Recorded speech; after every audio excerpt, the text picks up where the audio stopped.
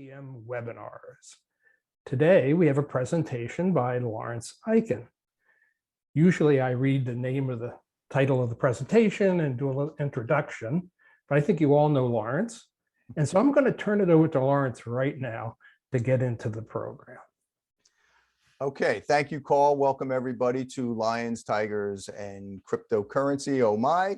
I'm going to talk today really an introduction, a very brief introduction on cryptocurrencies, blockchain technology, and then a few other items like how to split assets in a divorce, assets being cryptocurrency assets, and also a little bit about accepting cryptocurrency as payment if you're a merchant or if you're a mediator, or if you're a lawyer and you want to accept cryptocurrency from your clients.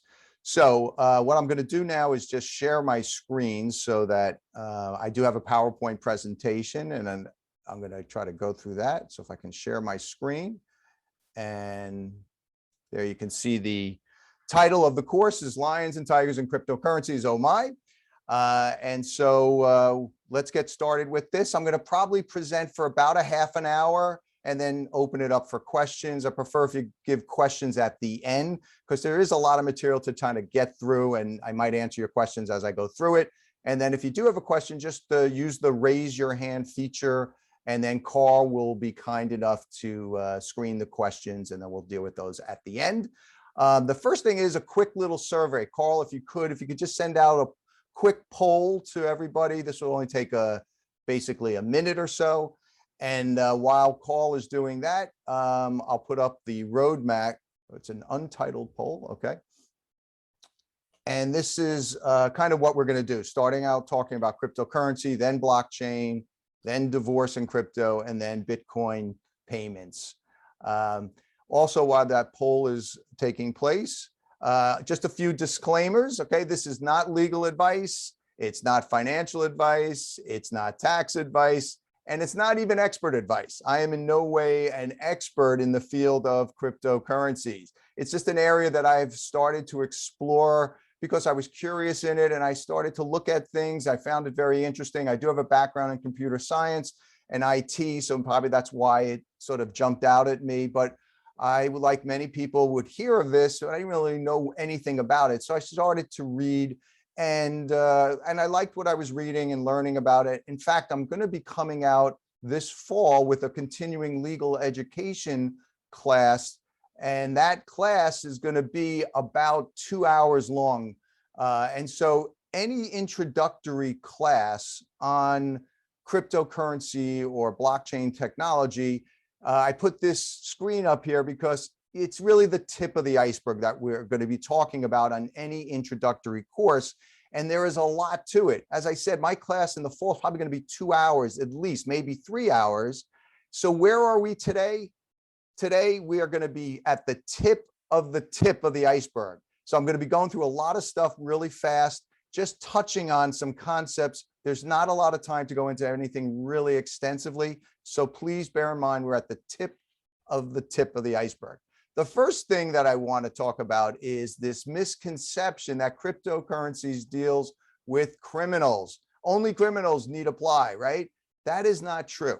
Okay, now, are there nefarious people out there that are using cryptocurrencies to do bad things? Yes, I'm sure there are. We just read in the news over the summer, right? The Colonial Pipeline that was held hostage, right? Ransomware, and they demanded to be paid in cryptocurrency. So we hear stories like that and we think maybe this is all criminal related. But keep this in mind. There are criminals dealing with cash, with credit cards, wherever there's money or gold, wherever there's art, right? Wherever there's things of value, you're going to find criminals. But cryptocurrencies, actually, it's not the smartest thing for criminals to use because you can keep track of transactions. That's how they found the people who did the ransom attack in the Colonial Pipeline, because they used cryptocurrency. They wanted to be paid, and then they could track it down. So there are ways to be anonymous out there using cryptocurrency, but there are a lot of reputable players in this space that use the KYC, know your customer. So in order to open an account and start dealing in cryptocurrency, you have to identify yourself. And yet I opened up an account. I had to upload a driver's license copy of myself and give my name, my street address. You do these things regularly when you open accounts at banks and things like that. So there are a lot of reputable players. It's not just for criminals, okay? So why should you care about cryptocurrencies? Well, Visa, MasterCard, PayPal, Square, all these payment processors, they've invested millions to make it so that their customers can be paying with Bitcoin and other cryptocurrencies. And PayPal, by the way, owns Venmo.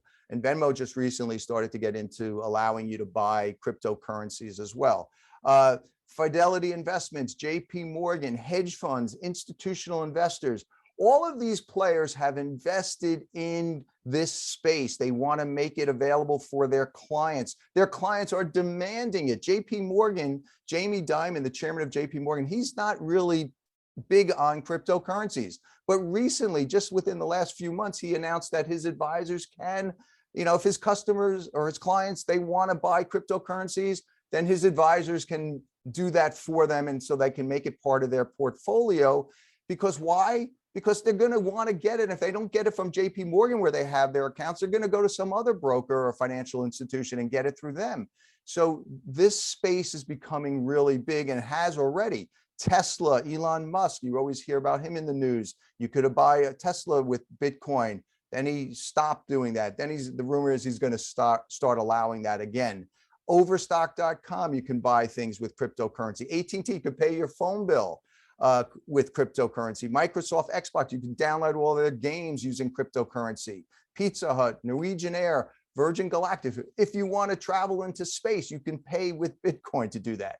Amazon.com, the rumors are they're going to come out with their own native cryptocurrency soon, and that they're going to allow all their merchants to be accepting cryptocurrency or their own cryptocurrency. And you can be paying with Amazon's cryptocurrency or other cryptocurrencies. MicroStrategy Inc. is a huge software company. They've invested billions of dollars purchasing Bitcoin. Sotheby's just recently this summer auctioned off a carat, a diamond carat that was 101 carats, and it sold for 12.3 million. First time ever, totally purchased with cryptocurrency. They didn't identify who the buyer was, and they didn't identify which cryptocurrency was used, but it was unique because it was the very first time that they allowed that. Circle K is a huge company that has like 4,000 outlets for gasoline and convenience stores. They are putting Bitcoin ATMs in 700 of their locations so their customers can use cryptocurrency. Wikipedia, if you want to make a donation, you can donate in Bitcoin. Then you have Wyndham Resorts and other hotels and resorts allowing their customers to pay for hotels with Bitcoin or cryptocurrency, pay for their rooms. Wyndham Resorts is putting in together a travel rewards program. Their travelers can be rewarded in cryptocurrency. And Major League Baseball and the NBA, if you watch the Mets Yankees just this weekend, I hope you saw the logo on the umpire's uniform that says FTX. They started that over the All-Star weekend this year. First time ever, Major League umpires are sponsored by a company, and it's FTX, which is a trading exchange that professional traders use to buy and sell cryptocurrencies. So they want this market exposure to bring it to the masses. NBA, the Dallas Mavericks, and Mark Cuban, very bullish on cryptocurrency. You can buy tickets to a Mavs game or buy merchandise with cryptocurrency. The Trailblazers, the Portland Trailblazers, an NBA team, you'll see this winter, they'll have a logo that says StormX, which is another cryptocurrency, which is making it very easy for people to get cryptocurrency. You can get their credit card, buy your merchandise the way you would buy any merchandise, pay for with US dollars, just to use your credit card, but you get rewards instead of cash back, you get cryptocurrency, you get StormX back. So very simple. Then the Miami Dolphins are getting involved. And just the last thing I want to point out is just less than a week ago, El Salvador became the first country in the world to make Bitcoin legal tender. So it's now officially legal tender for that country. And the reason they did this is they have a lot of their citizens that are getting payments wired to them from their family members. For example, you may have somebody an El Salvadorian working in the United States, who's sending home weekly money that he earns or she earns to the family, right? They have to pay a wire transfer fee using Western Union or some other way.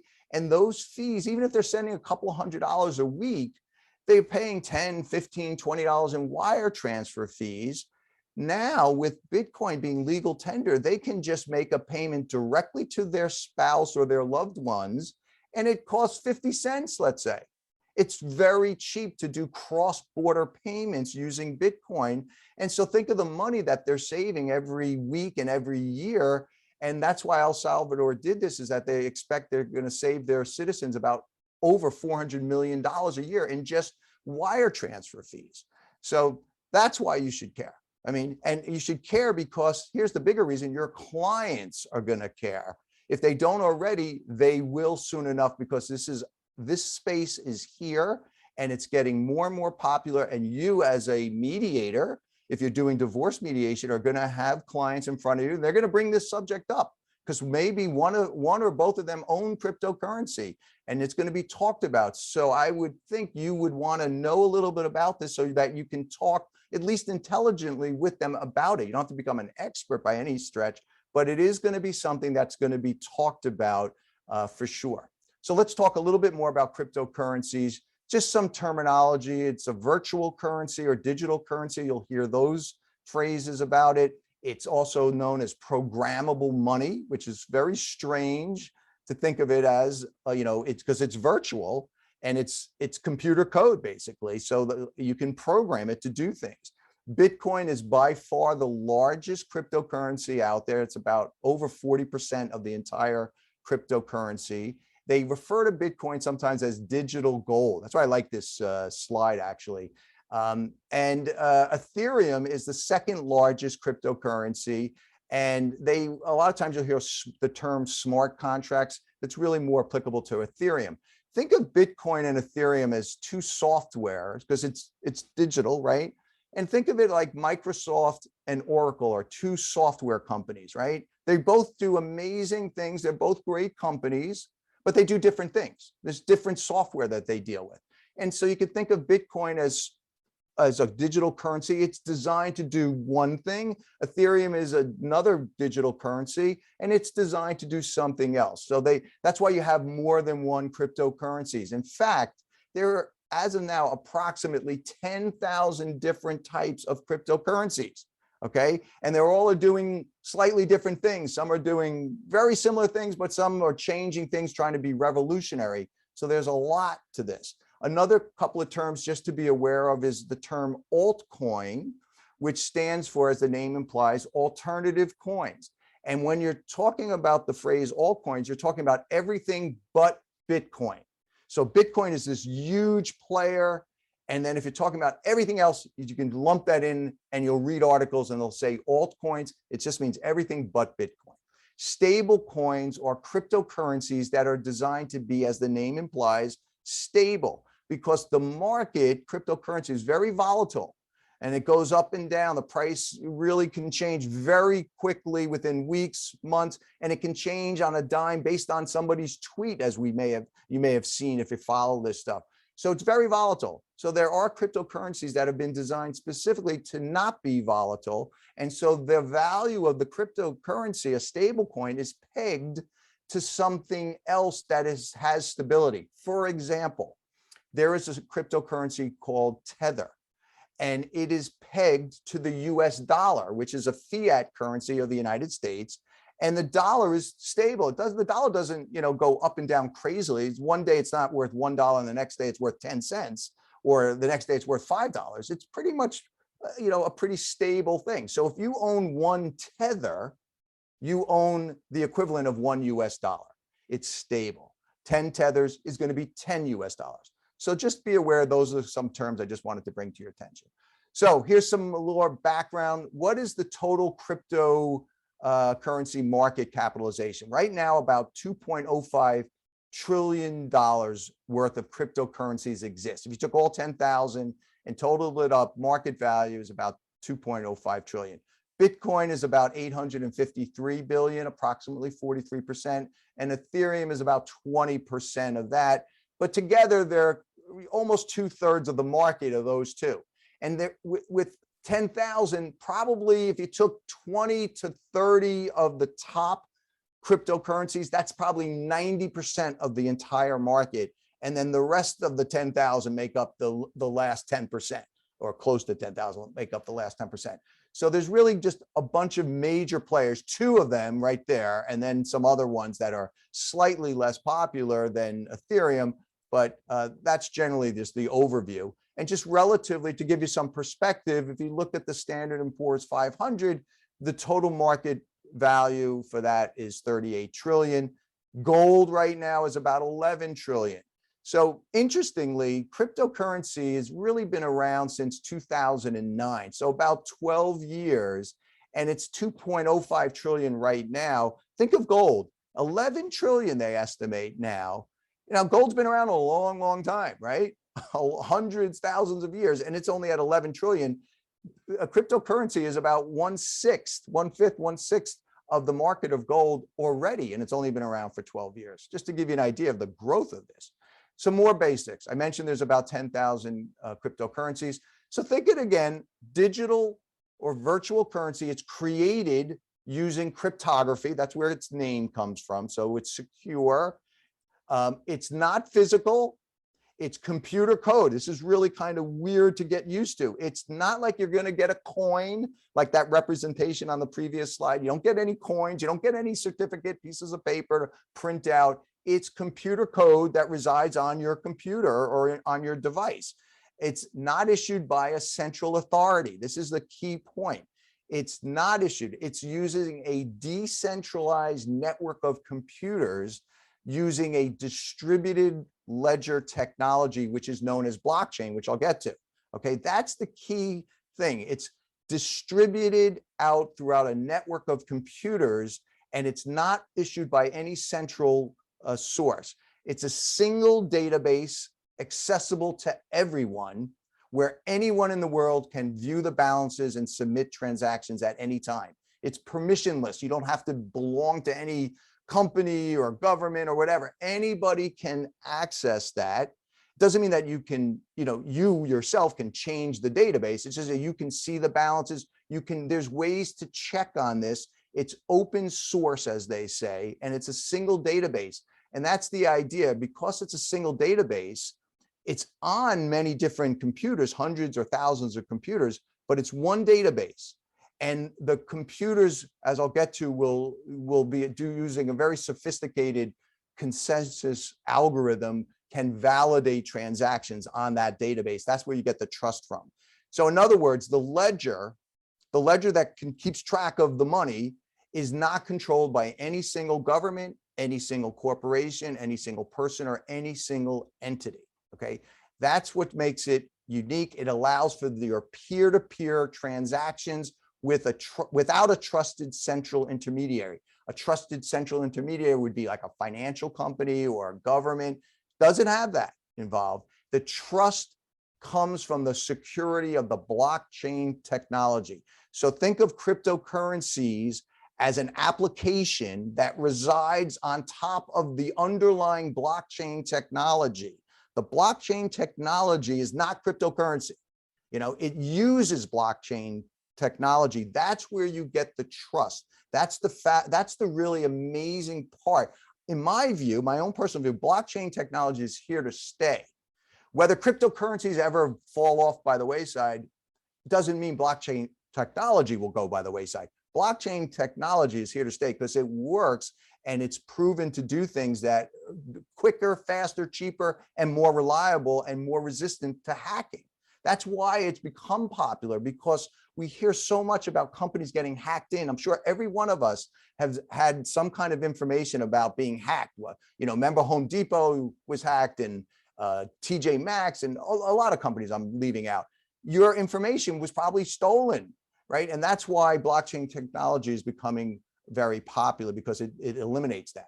So some more basics just on crypto. How do you buy it? You can go to an exchange. Here's a few, there's many others, but here's a few popular ones.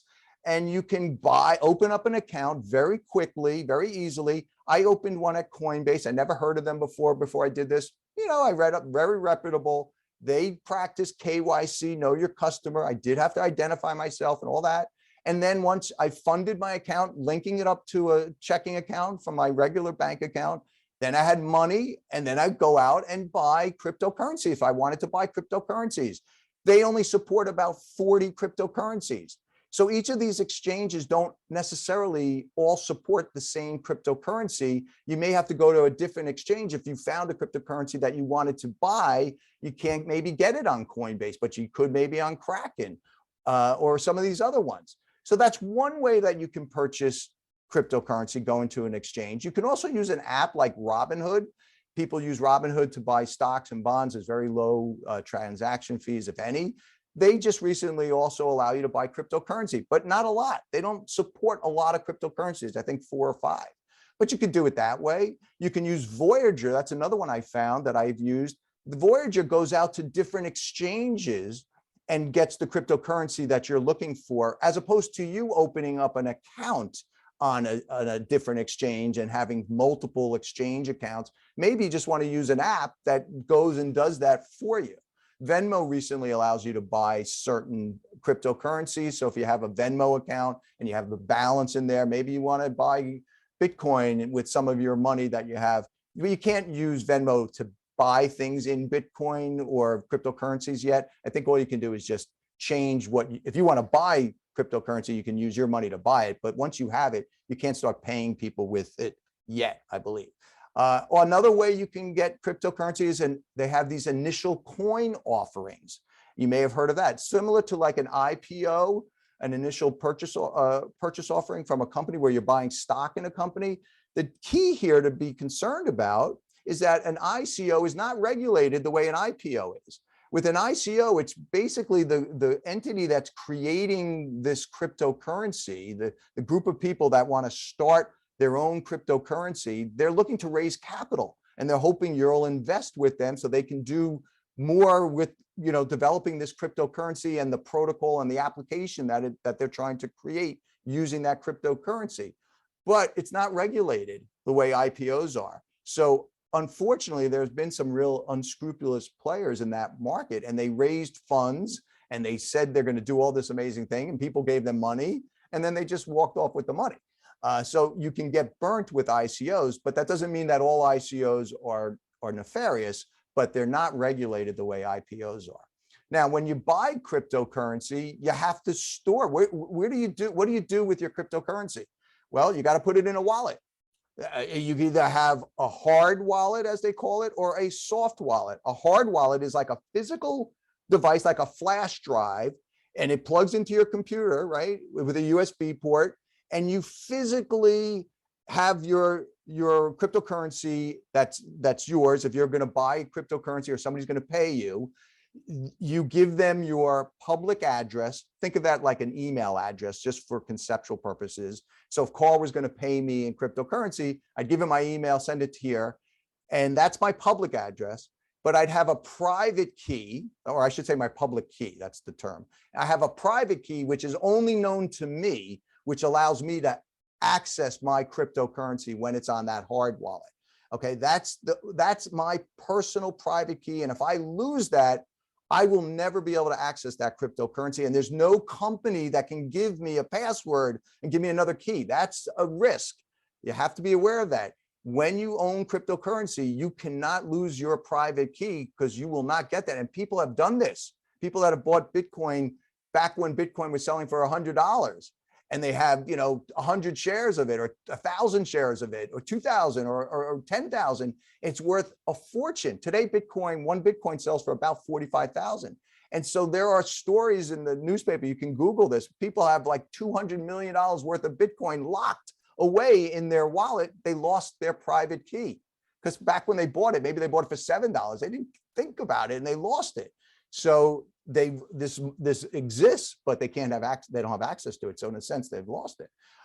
So that's a hard wallet, is something that detaches from your computer if you want to, and you have more security. Perhaps it's not connected to the internet. It's in my flash drive. So if there's any kind of hacking or whatever, I don't have to worry about it. I have it in my flash drive. A soft wallet allows for the storage of your cryptocurrency, but the storage is really cloud-based.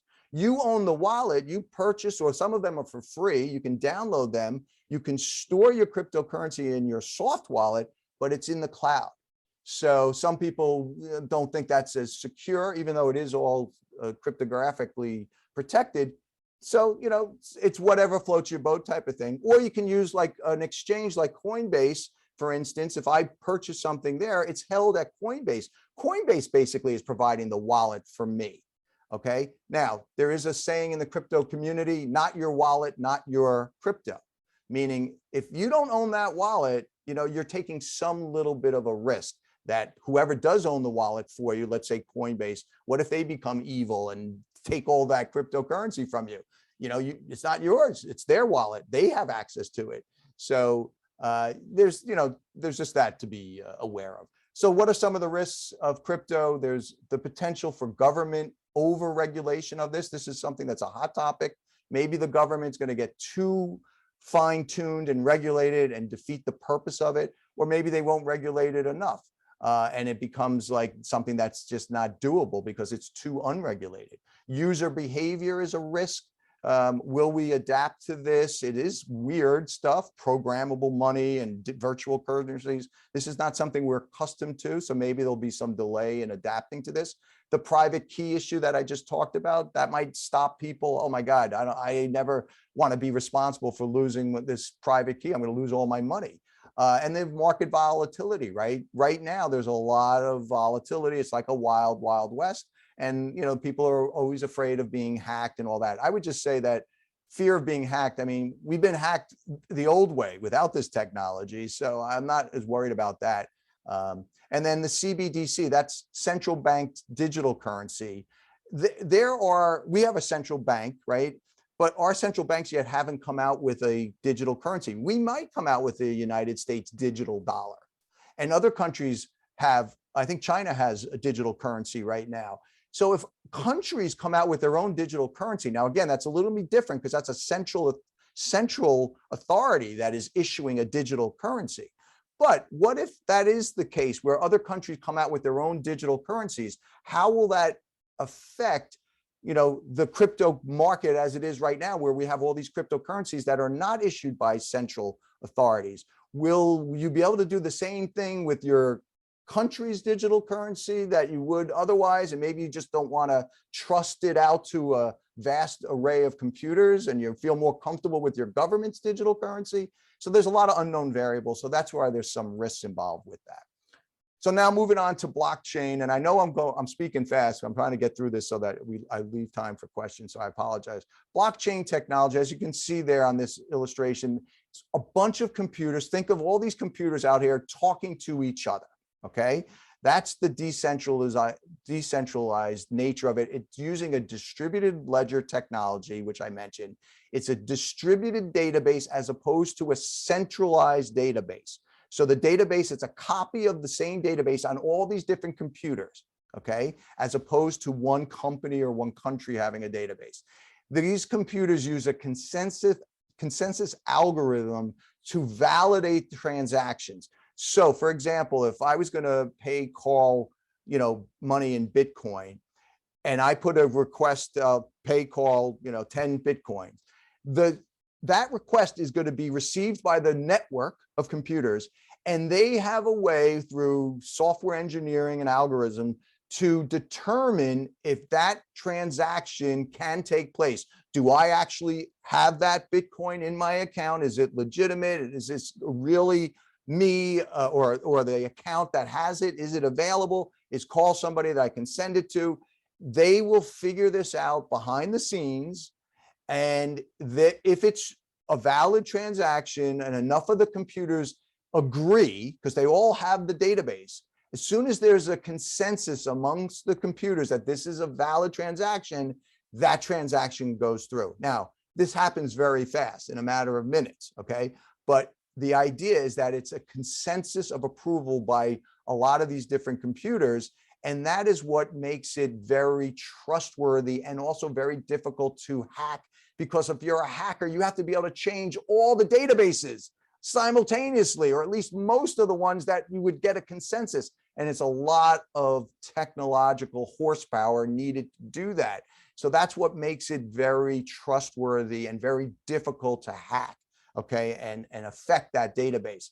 And why do they call it blocks? Because when you get a certain number of validated transactions, when the system said, let's just use 50 for an example. When we have 50 transactions that we know are legitimate, authenticated, validated by the network, we're going to make that into a block, and we're going to append that block to the pre-existing block of validated transactions, just the way you think of it as a chain, links in a chain.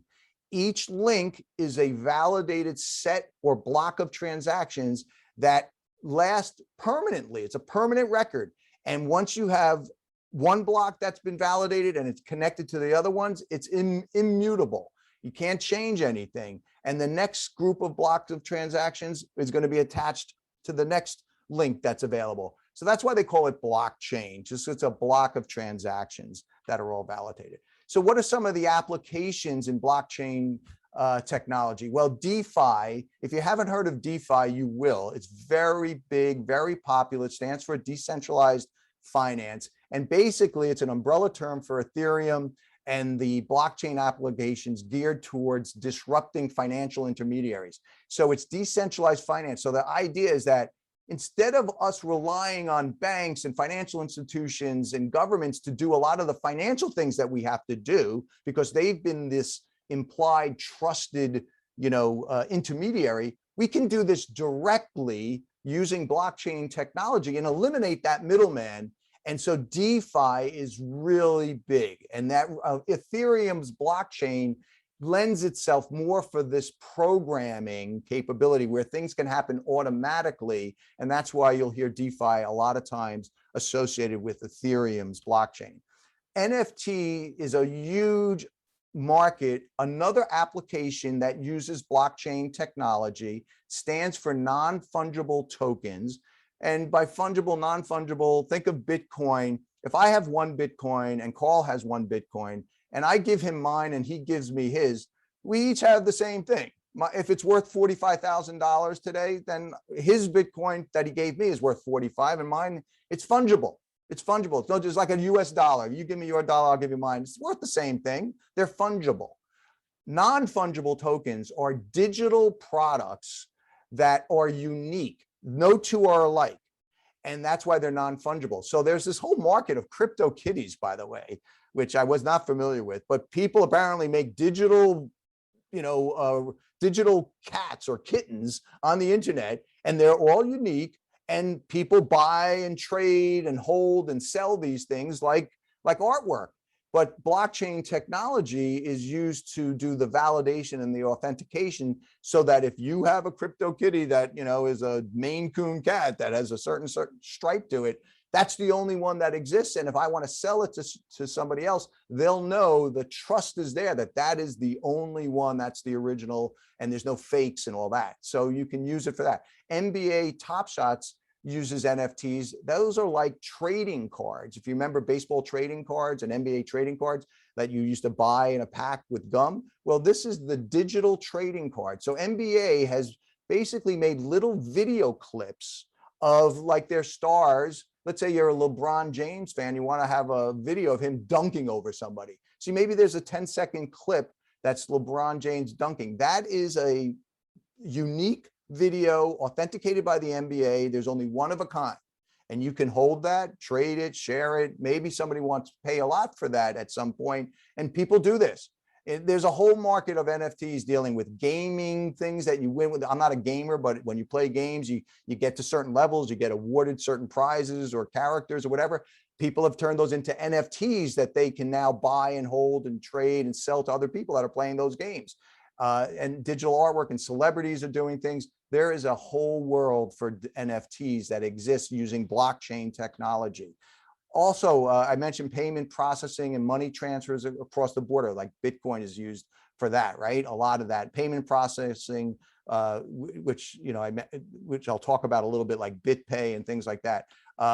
Then there's monitoring of supply chains and logistics, all the shipping that goes on around the world, all these ships and tankers, and they have to go through ports, and there's paperwork and there's customs and all this stuff that's done in a sense manually in a lot of ways, or maybe there's just a lot of different steps.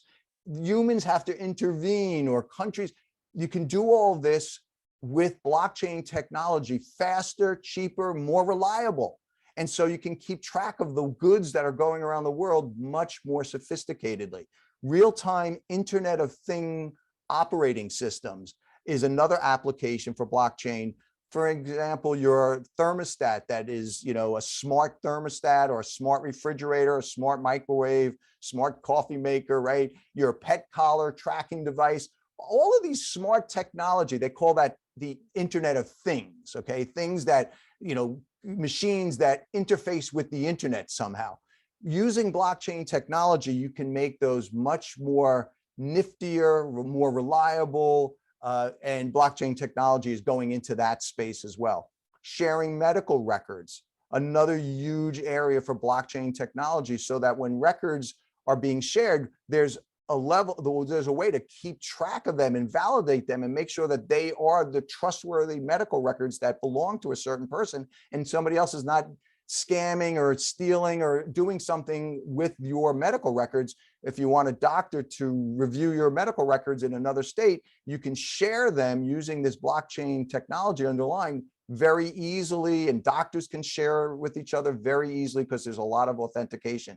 Copyright and royalty protection is also another application. Real estate, land, and title transfers.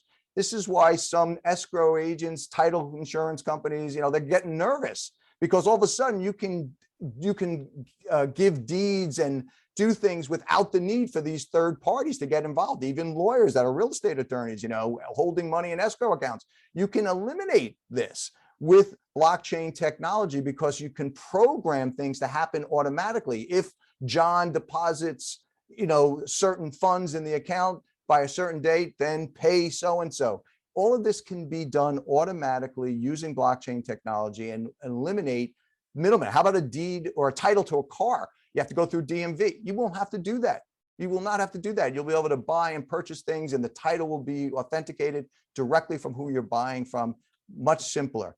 Think of the internet in 1995. That's the point. Back then, none of us anticipated what it is like today. I mean, maybe some people did, but I mean, some of the applications, things you can do on the internet, just this conversation I'm having with you in a webinar. I never, when we first had the internet, getting email was a cool thing. Getting a photo sent as an attachment and opening it up on your computer was amazing, right? Then videos, then we downloaded music, then the payment capabilities took place, and we could get payment information on the computer. Next thing you know, you have Amazon.com. Did anybody see Amazon.com starting from it started very, very early, but it was only, I think, into books at the time. But just to be able to capture information for payment purposes exploded into so many different things. So that's a little bit about cryptocurrencies and blockchain. I want to move into crypto in the context of a divorce. Okay, so here's your classic husband and wife. They're getting ready for a divorce. Maybe you're going to mediate a dispute, and here's just kind of like a caption I put in there that to give you the flavor of a divorce. In true fairness, I did have an alternative caption that I was going to use. I'll throw this up there. Maybe this might really bring to point the typical divorce. I think maybe not typical, but this is really captures the emotion. I think it's like, I slept with your best friend. I kind of feel like that might be more popular version of a divorce than what I just described. But all right, here's some issues to be aware of. When you're dividing, in a divorce situation, right? If you're going to be mediating, one spouse might be totally in the dark about crypto. That's probably a good chance, because first of all, it's very common where one spouse really is control of most of the finances, even stocks and bonds. A lot of times one spouse has no real idea about that stuff, but at least they are probably familiar with 401ks and IRAs, and much more, everybody's going to be more familiar with traditional. But there's a good chance one spouse who is in the middle of a divorce probably is completely in the dark about this stuff. And so as a mediator or an attorney, this is something that really needs to be, focused in, that you're going to have probably a party who's in the dark about this stuff. And the fair market value, when you're splitting cryptocurrency, as I said, it's a volatile area right now. So if you do a mediation agreement and that calls eventually for a complaint for divorce to be filed, and then once that's filed and signed off on, and now you're going to actually do the transfer of the cryptocurrency, if the date of the agreement versus the date of the transfer, even if it's a quick process and it's only 60 days or 90 days between the time you mediate, file the complaint, and get the divorce, even if it's fast, you could have a huge, huge swing in the value of the crypto assets that are being split. And depending on how they're being split and what each party thinks the value is, that can be very different by the time of the actual transfer. So that's an issue to be concerned of. This private key, and which is your password to getting access, if that's unknown or lost, that has to be discussed ahead of time. We need to know that key exists. If we're going to be splitting up crypto assets, you want to make sure that both parties are aware there's that private key, and do they both have access to it and know the value of this account before any agreements are signed off on. Banks do not hold crypto. Therefore, there's no financial records that you just go, oh, I'll just go get the record. I'll download the statements. That's not happening with crypto. Now, there are crypto exchanges that I mentioned, right? And you could technically subpoena your spouse's or the spouse's accounts there, but a very sophisticated investor in crypto, certainly somebody who's looking to hide things, there are exchanges out there, as I said earlier, where you can be anonymous. Okay, if I didn't say that, I meant to say that. You can do things anonymously using cryptocurrency. So if you're a sophisticated crypto investor, or you're somebody who doesn't want your spouse to know, you can get away with that, similar to like a Swiss bank account, right? So there are ways to get around it, and these are issues that need to be considered, plus tax consequences, because crypto is considered property, and if you're buying and selling or liquidating, there are potential capital gains tax issues to be concerned of as well. So how would we actually divide crypto assets? Okay, well, here are just a couple of examples. So let's say you have, I'm going to call it the crypto spouse, who has the crypto. Let's call him the husband. He's the guy investing, and he has crypto. And now he's going to have to split it with his spouse. She'll be known as the receiving or recipient spouse. And so one of the ways to do it is he would just split the appropriate amount into her wallet. So both parties would have wallets, whether they're hard wallets or soft wallets. And, we just split it up 50-50, let's say, and I'll put it from my wallet, I'll send it to your wallet, bang, done. That's great if both parties have wallets and both parties are comfortable with crypto. But I would venture to say that's probably not likely going to be the case. I think it's going to be one party, and the other party probably doesn't know what a wallet is and may not even have any desire whatsoever to even get a wallet or deal with it. So you might have to go with another version, which is you transfer to the recipient spouse, where the recipient spouse is using a suitable custodian, maybe like a Fidelity Investments can be a custodian of crypto, and then they would liquidate it and transfer it into the wife's account. So maybe the wife has a financial account with a company that can hold it as a custodian until then it's liquidated. So that could work. Of course, when you're doing stuff like that, maybe there are fees that are going to be involved in that custodian who's holding it and then liquidating it for the spouse. There may be fees, and those fees could be significant. If what is their fee? Is it a percentage of the total value? Are we talking about just a couple $1,000s worth of crypto? Are we talking about a couple $100,000 worth of crypto, or $1 million worth of crypto? Then fees can be exorbitant or run high, and maybe the receiving spouse doesn't want to deal with that. So then there's another way you could do it, is you just have the crypto spouse himself who has it. He says, I'll liquidate it, and I'll send you immediately the dollar amount of that liquidation. So let's assume it's a 50% split. He says, all right, I have 100 Bitcoins that I own. I'll liquidate 50 of them today, and I'll immediately transfer that to you. So the key there, though, is that both parties, especially the receiving spouse, has to be in agreement that, hey, you know what? Okay, that's what I want to have done, but there can't be any crying or second guessing if that cryptocurrency that the crypto spouse had to split goes up in value the next day, because that is possible, can go through the roof. I mean, Bitcoin has been fluctuating. It was at 60,000, then it went down to 30. Now it's back to 45. You know, people estimate that's going to go up to 500,000 per Bitcoin or 100,000 per Bitcoin. There's a lot of speculation. What's going to happen and when is that going to happen? So if you're splitting it up that way, the receiving spouse has to be understanding, okay, this is what it's going to be. And the risk of whether it goes up or down is, you know, that's a risk that stays with the spouse that had it. I don't have that risk anymore, nor do I want it, because you're agreeing to that. Some tips with divorce assets being split that are crypto. If you're an attorney representing somebody, there are crypto forensic experts out there already that can look at the spouse's devices and track information related to crypto. There are ways that crypto shows up in transactions, and there are forensic experts who can check into this. So that, it might be something that might be needed. If you're in litigation, if you're an attorney and you're litigating, I would be, if I was litigating as part of my discovery request, I'd be requesting that private key.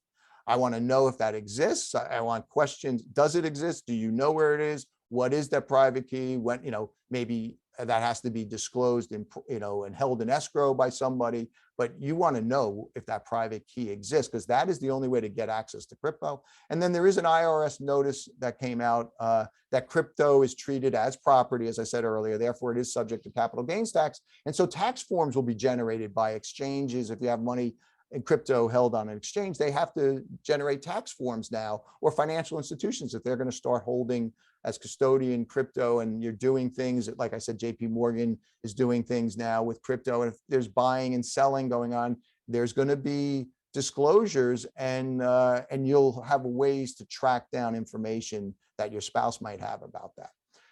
And then last thing I want to touch on, and I don't know if I'm running long or not, but is just accepting crypto as payment. Okay. All right. So why would you want to accept crypto? If you're a mediator or you're a lawyer, why would you want to accept cryptocurrency as payment? Well, your clients might prefer. I mean, we're at the infancy of this, but you might have a client says, hey, do you accept Bitcoin? Well, it's easy to accept it. That's number one. It's less transaction fees for you as a merchant than credit cards. I accept credit cards from clients, but I'm usually paying 3%, right around there, give or take, depending on how the payment, if it's made in person or over the phone. If I have a $5,000 retainer and somebody pays me with a credit card, that's $150 roughly, right, for transaction fees to the credit card company that I lose. Okay. If they paid me in cryptocurrency, Bitcoin, my transaction fees would be about 1%, sometimes even less than that. It could be 0.5%, depending on who I'm using to do that. And that's less money, right, that I'm losing. And it's transferred behind the scenes seamlessly, converted into US dollars for me. I don't do anything. It's just all done automatically, and I get the dollar equivalent. So why wouldn't I want you to pay in crypto? Sure, pay me in crypto. It's more money that I get rather than those transaction fees for the credit card. And appearances, maybe you want to look, like you're up to date on things, right? I mean, it's not a bad thing to be looking to clients and potential customers that, yeah, I know what crypto is all about. We accept it here. It's kind of a look and feel to it. Think about the first time you used email and you put it on your business card, or the first time you got a website. Remember, you'd hear somebody else had a website. You're like, man, I should get a website, right? Because you wanted to look like you were up to date, and you were on board with what was out there. Same thing with cryptocurrency. Think of the first time you wrote a blog or uploaded a video. These are things that people do all the time now. And it makes you look, when you go to somebody else's website and they have a blog or they have videos and, it looks very modern and high tech, it gives a feel or an appearance that this person, this company, this corporation, whatever, this organization, hey, they're on top of things. So that's another reason. But I like the first reason more than anything else. It's less transaction fees than accepting credit cards. So to me, that's just the no-brainer. How do you accept cryptocurrency? Okay, so because of the time, I can't go into all of these, but I'll just show you. Here's just a bunch that exist. There's more than these. BitPay is a leader in this industry. And what they do is they make it very simple to put on your website. Let's say if you had a PayPal button, you could have a BitPay button, and they would just click on BitPay and be taken through the screens to pay using their cryptocurrency. Very simple to do. If you have a web designer that you deal with for your website, they can put BitPay on your website real simply. All you got to do is apply, and you just got to show your business. Proof of your business is going to be necessary, when it was started, and an address. There's like 3 things you got to supply. It's not hard. And your web designer can incorporate it. If your web designer says, oh yeah, I could do this for $5,000 or $10,000, he's charging or she's charging you way too much. This is very simple stuff to do. PayPal, you can do it right now. If you have a PayPal, if you're a merchant, you can accept people paying in Bitcoin or other cryptocurrencies very easily. It's already integrated, and you get the money real quickly in US dollars. Same thing in BitPay. You can choose, I want to keep it as crypto, or I want to have it converted to US dollars. So all of these do that. They all interface and integrate with your shopping carts that are all popular shopping carts like the WooCommerce or Shopify, any of the shopping carts that exist on websites. All of this stuff is very easily integrated to allow you to accept cryptocurrency. So Lawrence, I think we're at 12:50. Oh my God. All right, I'm done. So this is You're it. done. This is, Right. okay. That's what I'm saying. So let's go to questions, and they're coming in from a variety of places. Catherine Chafee has had her hand raised from the very beginning. Catherine, are you still there? Unmute yourself if you are and ask your question. Apparently not. Okay, so let's go to a Q&A. John Corbett said early on, looks to me like 1929 all over again. Why doesn't the SEC or the NJAPM step up to require disclosure of risk and reporting of assets? I don't know why they haven't done it, but one of the biggest issues is whether cryptocurrency is considered a commodity or a security. And there's a lawsuit right now that's pending, that's actively going on right as we're speaking, involving Ripple, which is a cryptocurrency that the SEC brought an action against, claiming that it's a security and they didn't do proper disclosure. And it's very interesting because Bitcoin and Ethereum have already been classified as commodities, not securities. And so there's a big difference if you're selling securities versus commodities in terms of what you need to disclose to potential investors. So to answer the question is, I don't know why they haven't done that yet, but this is part of the unknown early stages of cryptocurrencies. How are they going to be treated? Are they going to be looked at as securities or commodities? What type of disclosures are going to be necessary or not as a result? Okay. Andrew Jasani says, I see on PayPal, Bitcoin, Ethereum, Bitcoin, and Litecoin. So if I have PayPal, do I say I accept these? Yeah, yes, you can say that. If you have PayPal, if you have to set it up, I think, behind the scenes to accept them. But those are the ones, there's limited cryptocurrencies that PayPal deals with at this point for accepting if you're a merchant. And so you would just, specify that, with your, on your website, if you wanted to be clear about which ones you accept, you can do that. There's also little icons for each of those particular cryptocurrencies. So you would have those icons on, like MasterCard has a logo and Visa, right? So if I want to say I accept credit cards, I'll show MasterCard, Visa, Discover. So you can just put the logo of the particular cryptocurrency that you also accept right on your website. And so somebody who owns that is going to know that logo because they have that particular cryptocurrency. Okay, from Joan Geiger, should we accept all cryptocurrency or only some?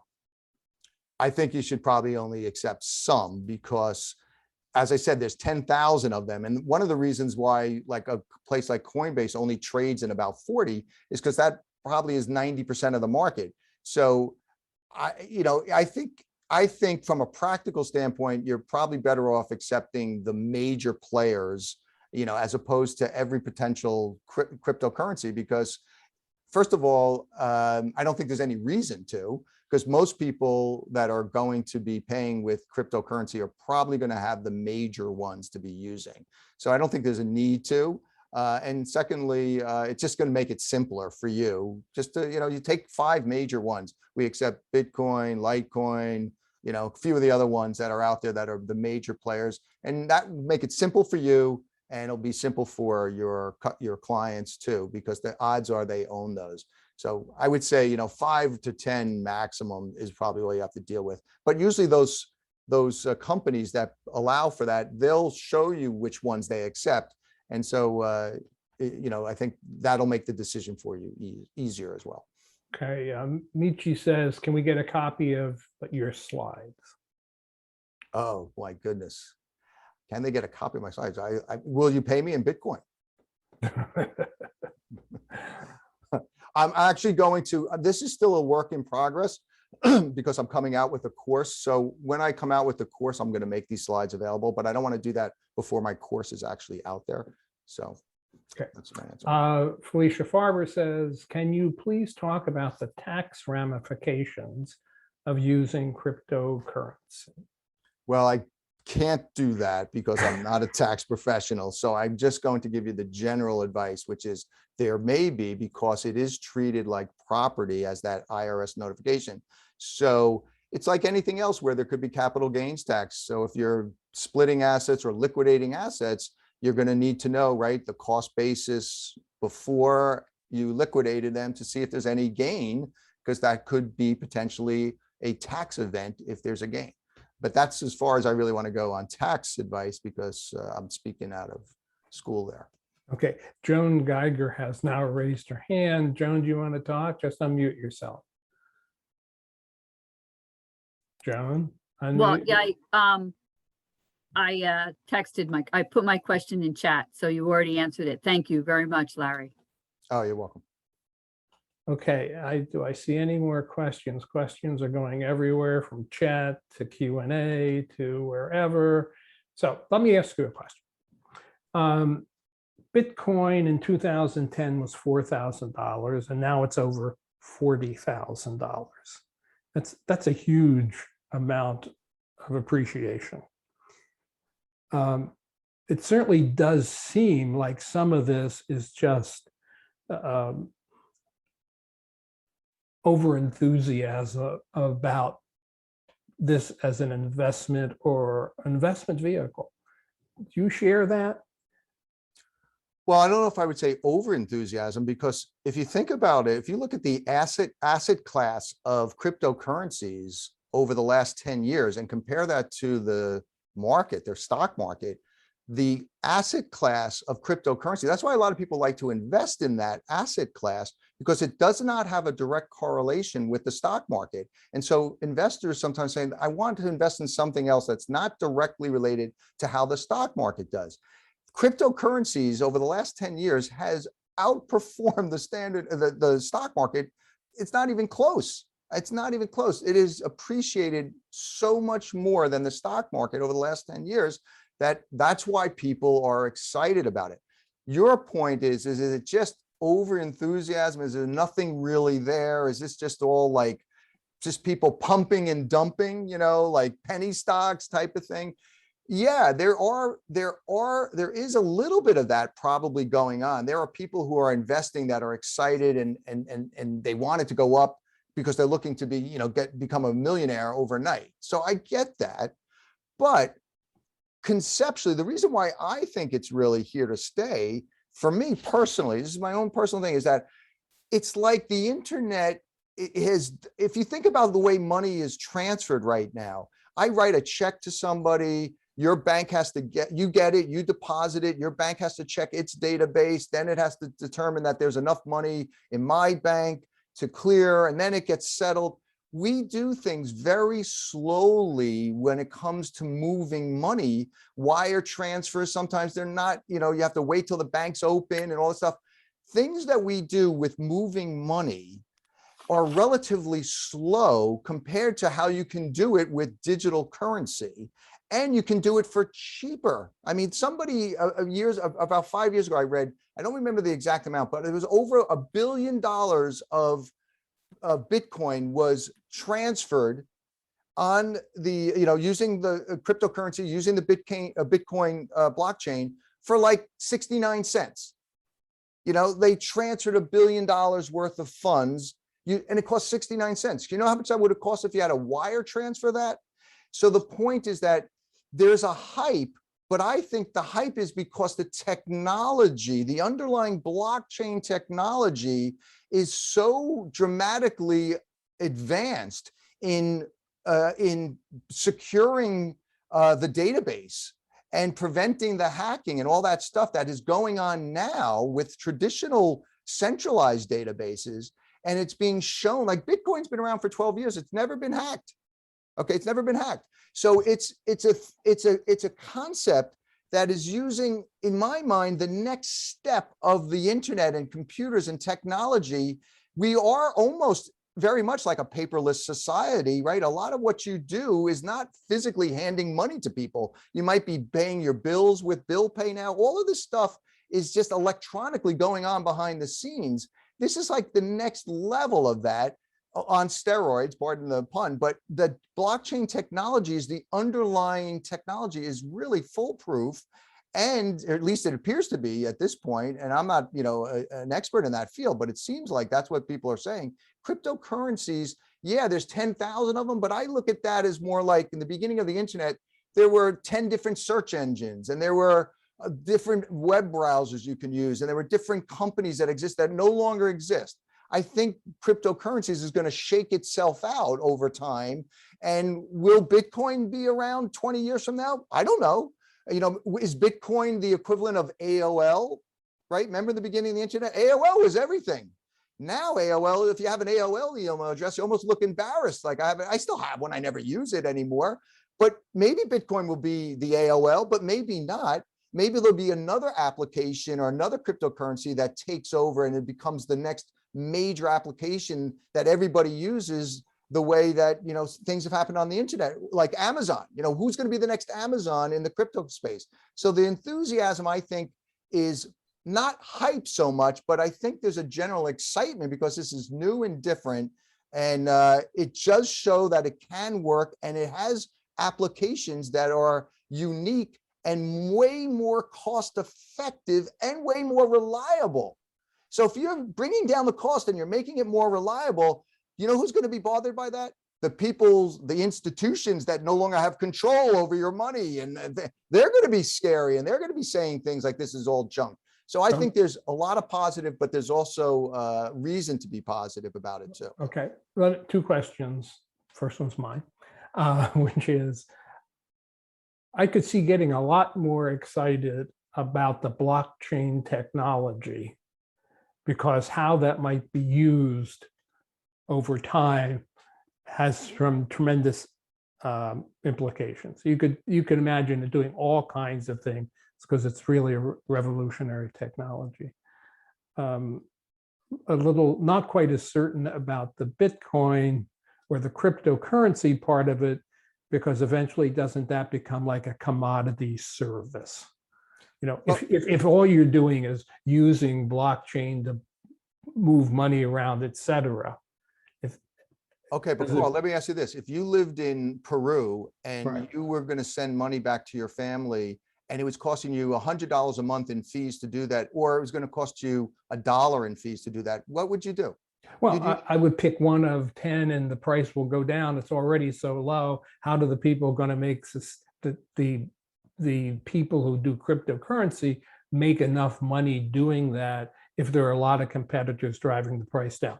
That's just a thought. But let me go to Bob McDonald, and that's the last question. Do all major cryptos have a fixed maximum number of coins or supply?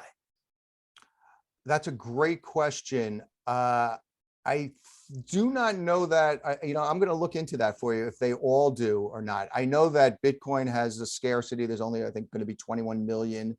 And most of them I hear about that there's a limit to the number that are going to be created. That's part and parcel, I think, of how that works with the blockchain technology. But I'm going to defer by saying I don't know that for 100% whether there is going to be a cap on the actual amount of them, or do some of them allow for continual, production of new cryptocurrency for that particular cryptocurrency? So that's a great question, Bob. Thank you for that. I'm going to look into that, and I can email you and let you know that.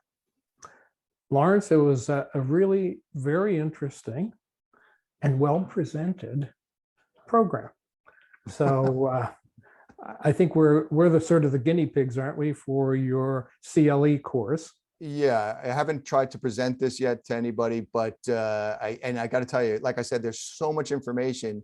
The hardest part was trying to cull it down to present it in a short format. And as you can see, I didn't even realize I was talking for 50 minutes. It's like, that's a long time. So I apologize, because it's a long time to listen to somebody, but there's just so much to say. And I left out so much, it's amazing. It could be a 10-hour class. Well, you did a great job. I want to thank everyone who watched. And let's see, what are we doing next week? Is Tech Time with Lawrence and Carl. And the following week, we are having a mock divorce mediation. And the first Monday of October, we have Peter Phillips with a CLE webinar. So thank you very much, Lawrence. You're very welcome. And Carl, should we announce now that we're the poll? The poll. Okay, here's the results of the poll. Oh, the question was, did you recognize the title of this webinar as a play on words from The Wizard of Oz? 75% said yes, 25% said no. Do you like the title? 88% said yes, and only 13%, which is over 100, but that's rounding, said no. So I guess you have a winner. Okay, good. That's good to know. I was going to say, do we announce during the next Tech Time of our initial coin offering for Tech Time cryptocurrency? Instead of a t-shirt? Instead of a t-shirt. Yeah, right. Let's do an ICO for a Tech Time coin. Right. We'll think about that. Okay, everyone have a great week, and I'll see you next week. Take care. See you next week.